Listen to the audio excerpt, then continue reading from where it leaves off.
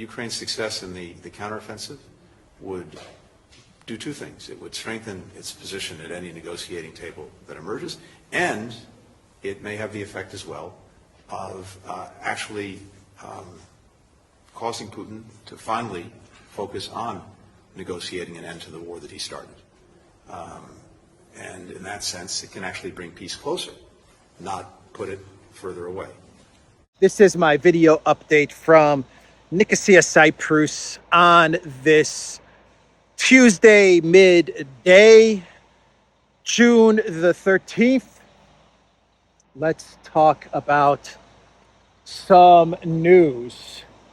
And let's start things off with a statement, allegedly, from the German foreign minister, Annalena Baerbock. And I say allegedly because I'm not 100% sure that that this statement, this quote, is Annalena Baerbock's. I've seen RT France. They have reported that Annalena made this statement about Leopard tanks to the media yesterday. They've reported on this, but I haven't seen any other media outlets actually attribute to this this quote, this statement to Annalena Baerbock. Though this statement is going viral, it's all over the interwebs. Everyone is talking about it, commenting about it, laughing at it. I have to say that I'm not 100% sure that Annalena Baerbock said this, but it absolutely does sound like something the German foreign minister would say. It absolutely sounds like something Annalena Baerbock would say. So, with that being said, let me read you what allegedly Annalena Baerbock told German reporters yesterday about Leopard tanks. This is what she said, and I quote, "Understand, it does not matter at all where what is made. You don't say about your iPhone that it's American or Tim Cook's. You say it's yours. It's the same story with tanks. German tanks in Germany, and these are Ukrainian. And what they do with them has nothing to do with us. Thank you."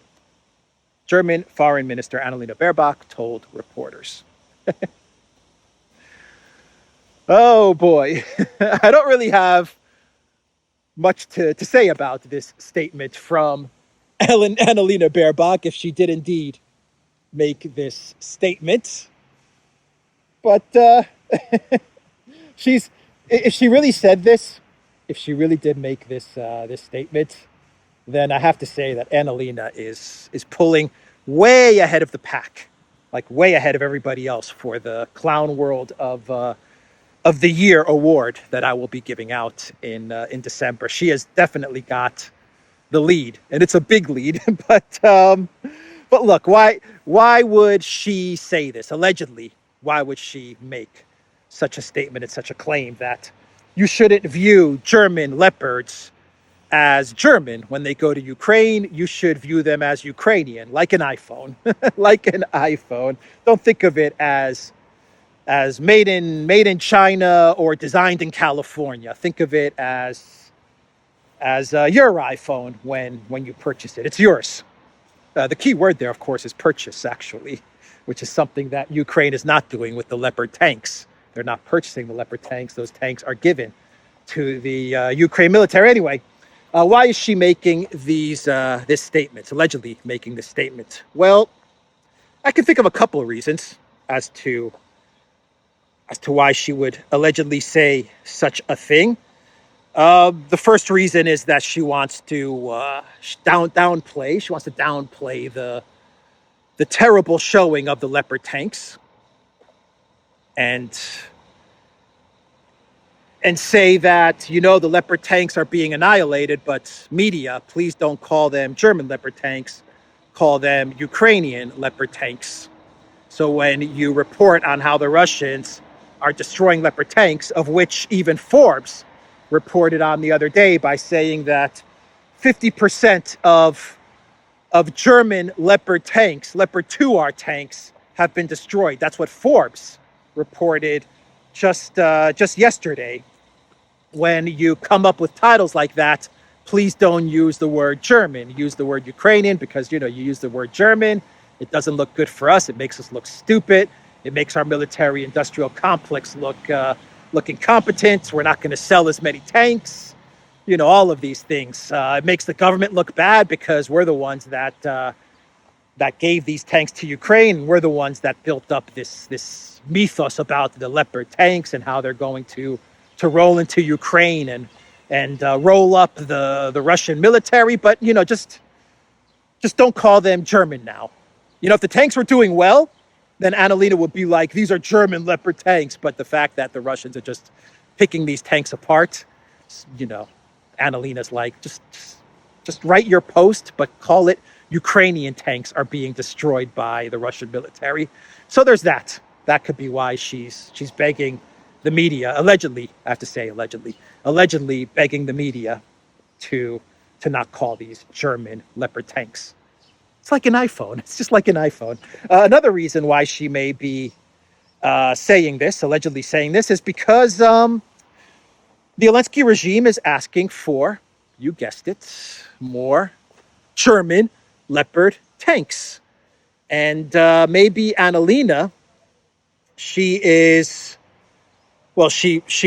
anticipated, I'm sure she was told that the Zelensky regime would come knocking on Germany's door and would order the German government to hand over more Leopard tanks. And Annalena might have understood that giving over more Leopard tanks to Ukraine would not be popular with the German public. And so she's kind of trying to, I don't know if the correct word is gaslight, but she's trying to fool the German people by saying, look, German people, Zelensky wants more tanks.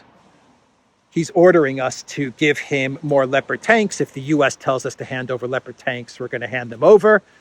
But German people, don't be upset with our government, because it's not like Germany's giving Ukraine German tanks. It's like an iPhone. It's like Germany is kind of making these tanks, but they're really Ukrainian. So when we give Ukraine another 50 Leopards, don't think of it as German Leopards going to Ukraine. Think of it as an iPhone going to Zelensky. So that could be another reason why she's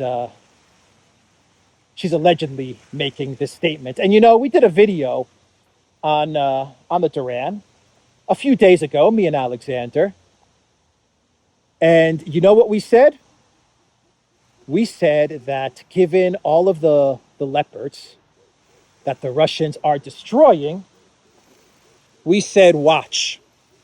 You watch. Zelensky, in a week or two, is going to be running around Europe begging for more tanks. And sure enough, what has happened? Beautiful peacock, huh? What has happened is that Zelensky, he is now begging Germany for Leopard tanks. And the funniest part about this clown world intro is that the person that Zelensky has sent to Germany in order to beg the Germans, I say in order to order the Germans, he's going to order the Germans to give the Leopard tanks. Some people could say that he's going to Germany to beg for the Leopard tanks, but the person that they have tasked with the acquisition of more Leopard tanks from the Olaf Scholz government is none other than the former Ukrainian ambassador to Germany, Mr. Andrei Melnik. Now, Andrei Melnik, he was the Ukrainian ambassador to Germany, and the Ukraine government, the Zelensky regime, they had to remove Melnik as ambassador to Germany, because Melnik was making fun of Olaf Scholz and the German people on a daily basis. And it got to the point where Melnik was giving interviews, or he gave an interview, And he actually praised Bandera. He said Bandera is awesome. He is the best, according to Melnick. And he called Olaf Scholz a sulky, sexy, silky, whatever the word, liver sausage. And he was just making fun of Germans. Every single day he was making fun of Germans and Olaf Scholz. And when he complimented Bandera, that was it. They had to remove him as ambassador to Germany, but they didn't fire him. No. The Zelensky regime, they could never fire a Bandera supporter. So what they did is they gave him a promotion to deputy foreign minister. I believe he is now deputy foreign minister, or a deputy foreign minister. There may be a couple of deputy foreign ministers, but that is Melnick's new position. And now he is running back to Germany. He's giving interviews to German media, and he's telling the Germans that, you have 300 Leopards sitting in inventory, collecting dust. Hand them over to Ukraine, or at least hand over half of those 300 Leopards, or 100 of those Leopards, or 50 of those Leopards. Melnick said that the German people are not going to miss those Leopards. The military is not going to miss those Leopards, so hand them over to Ukraine.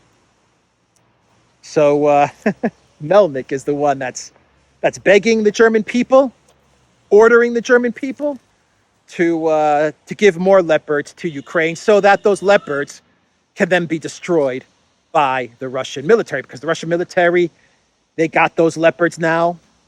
They've got those Leopards. They're reverse engineering them. They're taking a look at how the Leopards work. They're looking at their weaknesses. They're looking at their strengths. They're picking those Leopards apart, and they're studying those things. And that's it for the Leopards. The Leopard tank is finito. That is it for the Leopard tanks. The Russians then could take the secrets of the Leopard tanks, and they could share it with everybody around the world. And then they can take those Leopard tanks and put them on display in Moscow, St. Petersburg, Kazan, Ekaterinburg. They could show the Russian people the Leopard tanks that they annihilated in Bradley Park, Bradley Park, where all the Bradleys, the U.S. Bradleys, are being destroyed. Forbes, by the way, said that something like 15 or 20% of the U.S. Bradleys donated to Ukraine have also been annihilated. So let's walk this way.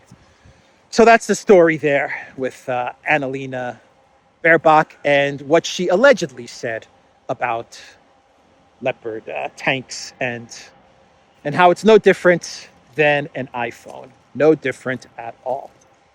Ukrainian tanks, they're not German Leopards anymore. They're Ukrainian Leopards. And Annalena's partner in crime, Mr. Robert Habeck, he was speaking at a forum, an energy economic forum the other day. And according to Bloomberg, he said that German industry in 2024 should prepare to shut down. That is what Habeck said, because according to Habeck, Russian gas is going to stop being delivered in 2024 because contracts between Russia, Gazprom, and Ukraine are going to expire in 2024. And that's the gas that transits from Russia via Ukraine to Europe, to Germany. They then store up that gas. They pray for a mild winter, and that's how they get by. LNG from the United States, which is super expensive, storing up Russian gas via Ukraine, and then they pray for a very mild winter.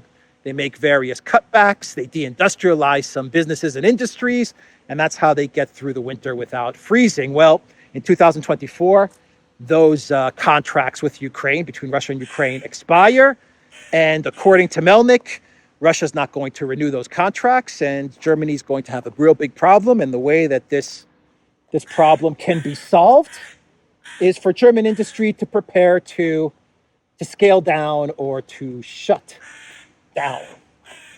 That is how you're going to solve the gas problem that is going to definitely happen in 2024 if according to Habeck, those contracts between Russia and Ukraine are not renewed. Isn't that incredible that even during a conflict, during this war, this conflict, a special military operation, Russia is still honoring its contractual agreements, its obligations by transiting gas via Ukraine to Europe, even after all the sanctions that Europe has imposed on Russia. Everything they've done to Russia, Russian gas is still transiting from Ukraine to Europe, and Russia is getting paid for the gas. Ukraine is getting paid transit fees, so the money that Ukraine makes on the gas from Russia, and I imagine from the EU as well, they're using that to fight the Russian military, and the business is still going on even during this conflict. The gas is still flowing via Ukraine to Europe. Russia always honors its contracts. Always, they always honor their contracts, and I think that Habeck. I gave a little bit of a long pause because here's a thought. Here's a thought. I think that Habeck could be wrong about the gas contract not being renewed by Russia. I can give you a scenario where the gas contract is actually renewed by Gazprom for multiple years, and it may be Europe, the EU, that then decides to back out of the contract with Russia. And you want to know what the scenario is? I'll tell you what the scenario is. By 2024, you get a change in leadership in Ukraine. You get a change in dynamics in Ukraine, or as Putin called it, the territory of Ukraine. I don't know. You get a change in this area in Ukraine that is favorable to Russia, that is not hostile to Russia, that wants to do business with Russia, that is not going to enter NATO, and Russia then has no problems to do business with this new government, this new entity, this new thing in Ukraine, and they renew the gas contracts to Europe. And then I could see a scenario where if this happens by 2024, and the Russians say, you know what, this new government, this government that has replaced the Zelensky regime, we get along with them, we can do business with them. They're not going to get into NATO. They don't care about the neocons. So we'll renew the gas contract for another 5 years. But I can see the EU then coming around and saying, under the orders of the United States, coming around and saying, no, we don't want this gas from Ukraine anymore.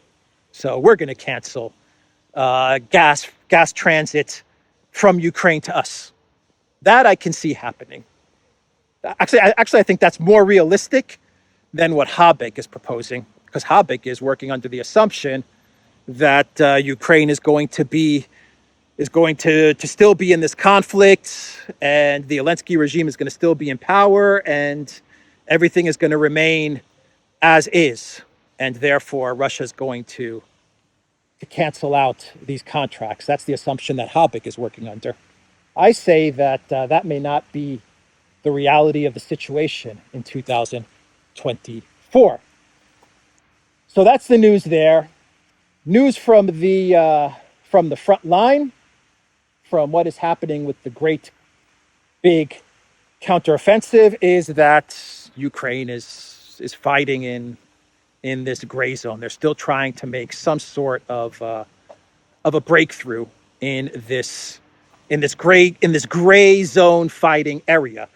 They still, after 10 days, I think we're on day 10, the Ukraine military has still not managed to reach the first line of Russian defenses. Not the second line, not the third line, the first line of Russian defenses. They still have not managed to break through. And read that, though. You get reports from the Ukraine Defense Ministry that they've captured 5 villages and 6 villages and 7 villages. I think it's just a bunch of BS, a bunch of malakias.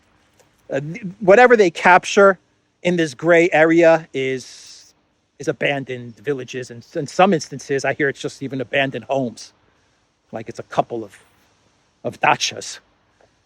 Ukraine captures it, or Ukraine just moves in there. They take some photos, they post them on social media, Telegram, and then Russia delivers devastating losses to the Ukraine military that's in these areas.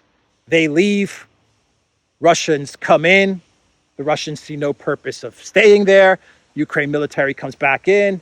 More photos on Telegram. I think this thing just goes, back and forth. This is like positional fighting and some PR as well that is taking place. And that's what's happening in this gray zone area. And the reports are that Ukraine is trying to figure out some sort of weak spot in the Russian defenses that they can somehow break through to at least get to the first line of defense. Actually, I think the New York Times, they ran an article yesterday, and they actually said that Ukraine has managed to capture various villages in this gray zone area, but it's going to take, now get this, it's going to take weeks, if not months, to understand the implications and the benefits of capturing these areas in this gray zone fighting region. It's going to take months, not days. It's going to take months to study what has happened and to figure out how this benefits the Zelensky regime and what the implications are in this conflict with Ukraine capturing a couple of dachas in the gray zone frontline area. That's what the New York Times actually said. And Macron said the same thing. Macron gave a speech yesterday, and he said that what's going on in Ukraine is it's going to take months. It's going to be slow, and it's going to take months for results to come in. So you can see what they're doing. They want to go into the NATO meeting now because Ukraine is losing so bad in this offensive. They want to go into the NATO meeting and say, we don't have any news as to what is going on in the offensive because it's going to take months to figure this out. So let's just push forward with our security guarantee plans and just forget about the pressure of results from this counteroffensive.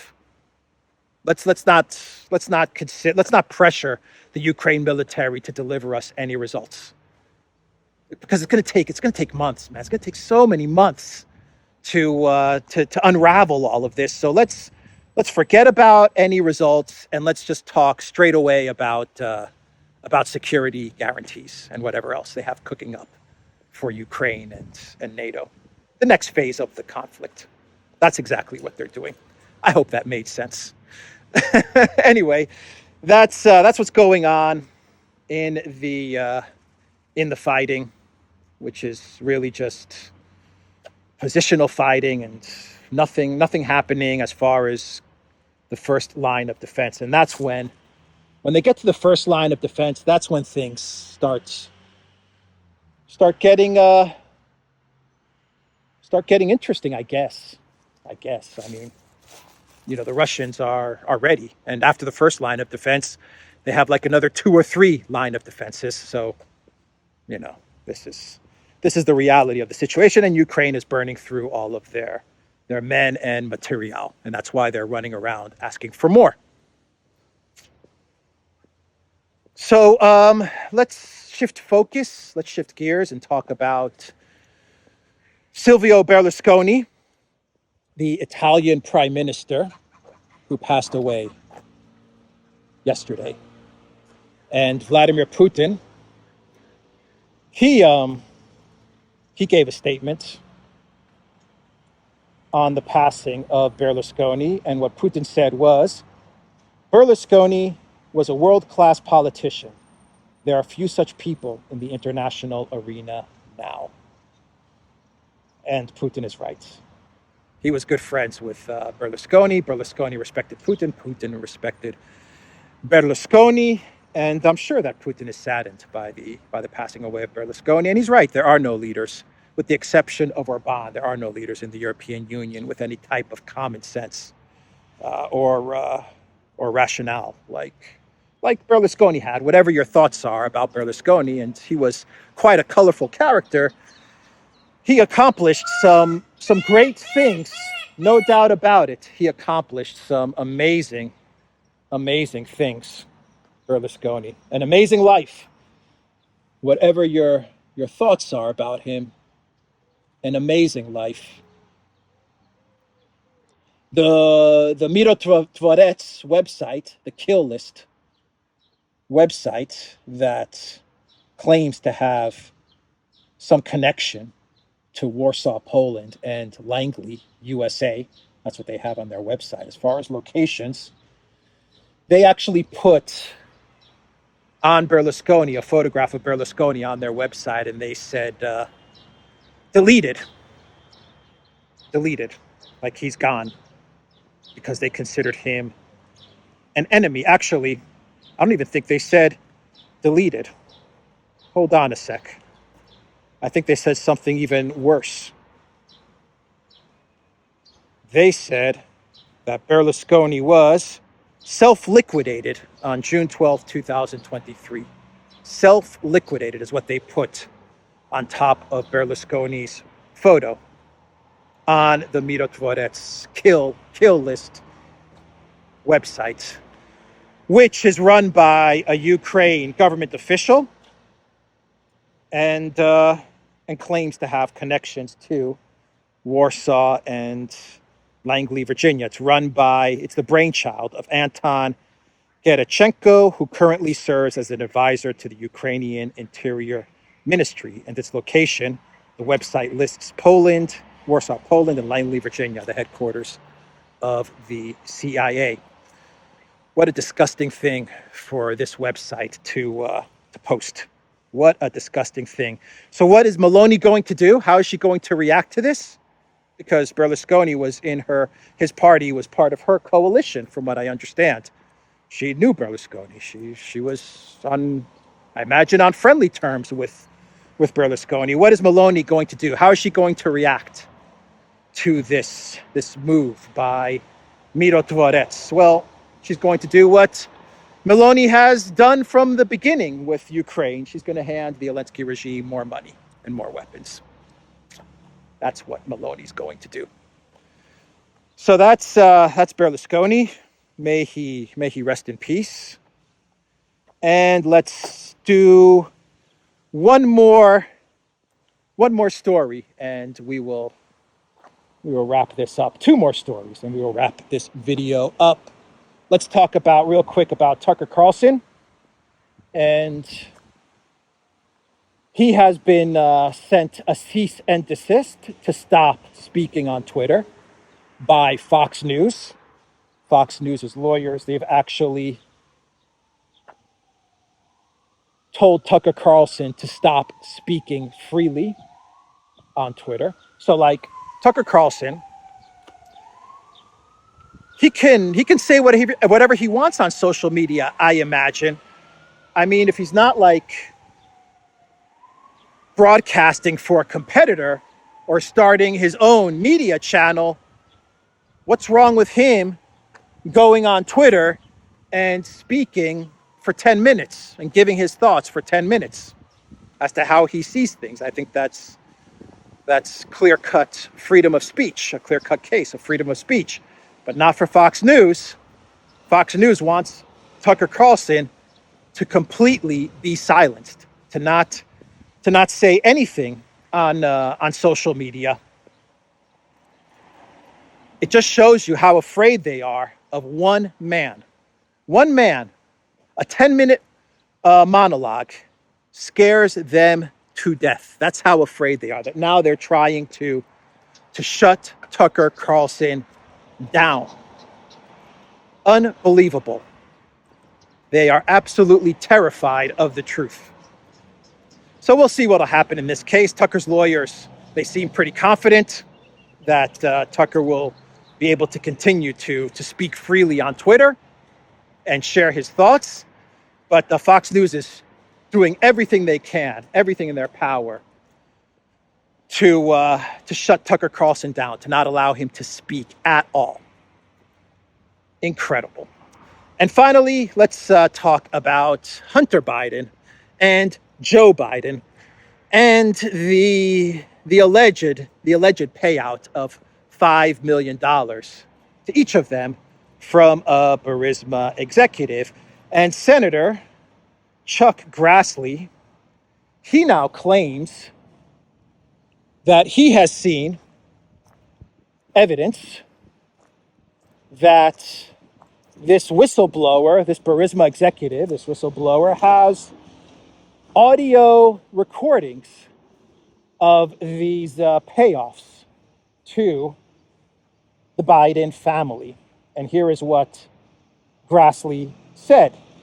In a statement published on Monday, the GOP lawmaker urged the Justice Department to release a full, unredacted copy of FBI files that allegedly outline a criminal bribery scheme between the Biden family and Ukrainian energy firm Burisma Holdings. The documents are reportedly based on FBI interviews with a highly credible confidential source who described several interactions with a top Burisma executive starting in 2015 when Biden served as vice president twice. While the FBI shared the documents with select lawmakers last week, Grassley said key sections had been redacted, including reference that the foreign national who allegedly bribed Joe and Hunter Biden allegedly has audio recordings of his conversation with them, 17 total recordings, according to Grassley. The Burisma executive kept the recordings as a sort of insurance policy in case he got into a tight spot. That's a quote. In case he got into a tight spot, according to the senator, who said he has seen the full documents. He did not indicate what might have been said in the audio, however. This guy, this Burisma guy, this whistleblower, has audio recordings, allegedly has 17 audio recordings of bribery with the Bidens, and he kept these recordings as an insurance policy in case he ended up in a tight spot. Talk about mafia tactics, man. This is like mafia stuff. Dude, bro, come on, man. This is like mafia stuff. What kind of worries did this guy have? What kind of fears did this Burisma executive, this whistleblower have? That he actually kept audio recordings as an insurance policy out of fear of what the Bidens would do to him. Man, unbelievable stuff. Unbelievable. Oh boy, you have, let's see, let's get down here. You have Hunter Biden working for Burisma. You have Hunter Biden's university buddy, Devin Archer, working for Burisma. All kinds of people are executives at Burisma. They're getting paid $50,000 a month, $80,000 a month. You have Joe Biden. He's speaking to the think tank, the Atlantic Council, or whatever that think tank was. He's speaking to those guys, and he says, you know, I told Poroshenko, I told him you better fire the prosecutor. I'm leaving in 6 hours. If you don't fire the prosecutor who's investigating Burisma, if you don't fire him, you're not going to get the $1 billion. Son of a gun. Shokin was fired. The prosecutor was fired. You have that. You have that on video. Now allegedly you have 17 recordings of this bribery stuff going down. That allegedly Senator Grassley. Well, Grassley says that he's seen the recordings and he wants the FBI to release all of this stuff. And the FBI, I guess, is not releasing this stuff. Unbelievable. And they impeached Trump over a freaking phone call with Zelensky. A phone call where Trump said nothing wrong, and they impeached him. And they have all of this stuff about Biden and Ukraine and Burisma and all of these things. And nothing. And Biden has bogged down the United States and Ukraine. He's completely bogged the U.S. down in Ukraine and handed them something like $180 billion. And I'm sure you should probably triple that amount to get to the real amount of money that has been given to to Ukraine. What an S show. What an S show Ukraine has become for the for the Biden family, the Democrats, the US. What a disaster, man. What a freaking disaster. This is like the Zelensky curse times 100. Unbelievable stuff. Unbelievable. Anyway, that's the video, everybody. Do I have a clown world? I did a clown world with Annalena Baerbock. You know what? You know what? I have a clown world. I have a clown world. I have a clown world. One sec. Let's see here. British Parliament member Tobias Ellwood. He was speaking to Sky News, and this is what he told Sky News about the big counteroffensive. This is British Parliamentary Committee head Tobias Ellwood. In the next few days, we should expect a big attack in one part or another of the Donbass, Ellwood said. According to Ellwood, the operations of the Ukrainian armed forces of the last few days are probing and forming operations in search of a weak spot in the Russian defense, and the main forces of Ukraine are still in reserve, ready for this attack. Probing operations. It's just a flesh wound, as Monty Python would say. 'Tis nothing but a flesh wound. Look, one part of his statement is correct in that Ukraine is desperately trying to find a weak spot. This is true. They are trying to find a weak spot where they can break through and at the very least before the NATO meeting try to at least get to the first line of defense or capture some significant settlement. That is true. But the way Tobias Ellwood paints it is kind of like, well, everything that's going on right now is just, these are small little operations, and the real big one is coming in a couple of days. In a couple of days, Russia, according to the UK, he's telling Russians in a couple of days it's going to be a huge push. Maybe there will be a huge push, but this nonsense that everything that we've seen over the past 10 days has been nothing but a couple of little probing activities is ridiculous. Come on, man. And Ukraine has lost elite forces in the first 10 days. And look, they've sent some of their best equipment. Forbes has admitted as much. They've lost 50% of their brand new shiny Leopards. They've lost a ton of Bradleys. That's why they're going around begging for more Leopards.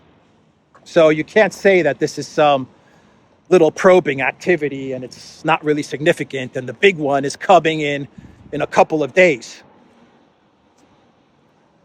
Anyway, that's the clown world. I didn't think I had a clown world today because I already talked about Annalena 360, but I thought of Mr. Ellwood.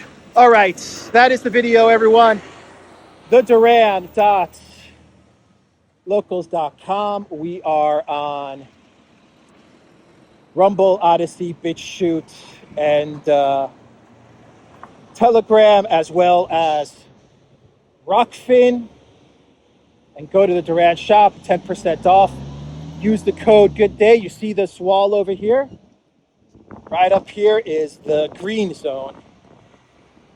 This wall is, right over this wall is the occupied north of the island. So you can't, I don't think I can actually film past this point, right up here. But this is the beginning of the division of Cyprus and Nicosia. It's all this wall up here.